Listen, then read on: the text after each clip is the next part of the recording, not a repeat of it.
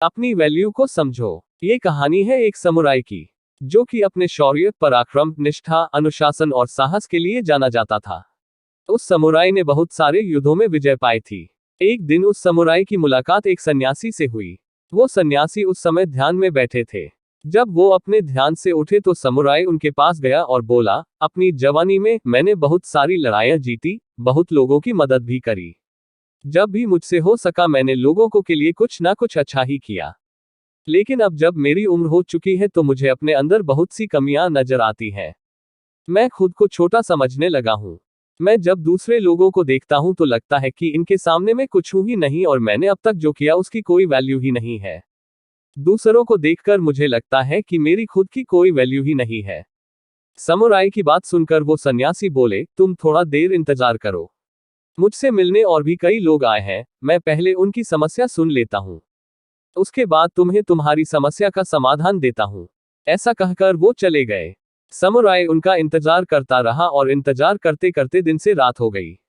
धीरे धीरे सब लोग भी चले गए। समुराई सन्यासी के पास गया और बोला, क्या अब आपके पास मेरे लिए समय है? सन्यासी बोले, तुम मेरे साथ चलो, मैं तुम्हें कुछ दिखाता हूँ। रात के अंधेरे में चांद की रोशनी में बाहर का माहौल एकदम शांत था।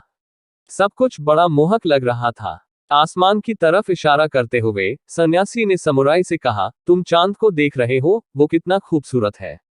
वो सारी रात यूं ही अपनी चमक बिखेरता रहता है, लेकिन कल जब सुबह होगी और सूरज निकल जाएगा, सूरज की रोशनी इस चांद से ज्यादा तेज होगी, जिसकी वजह से हम पेड़ों, पहाड़ों और पूरी प्रकृति को साफ साफ देख पाएंगे।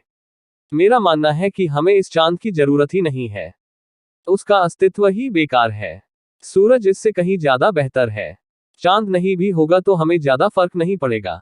सन्यासी की बातें सुनकर समुराई बीच में ही बोल पड़ा, ये आप क्या कह रहे हैं? ऐसा नहीं है।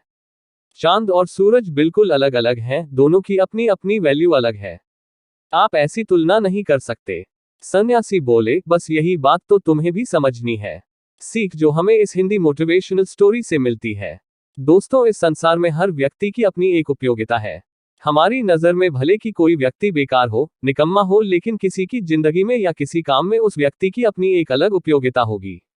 इसी तरह हम सब खास हैं।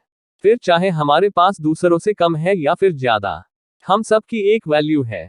इस दुनिया में जिसकी वैल्यू नहीं होती वो ऊपर चला जाता है। कभी भी खुद को दूसरे से कंपेयर ना करें।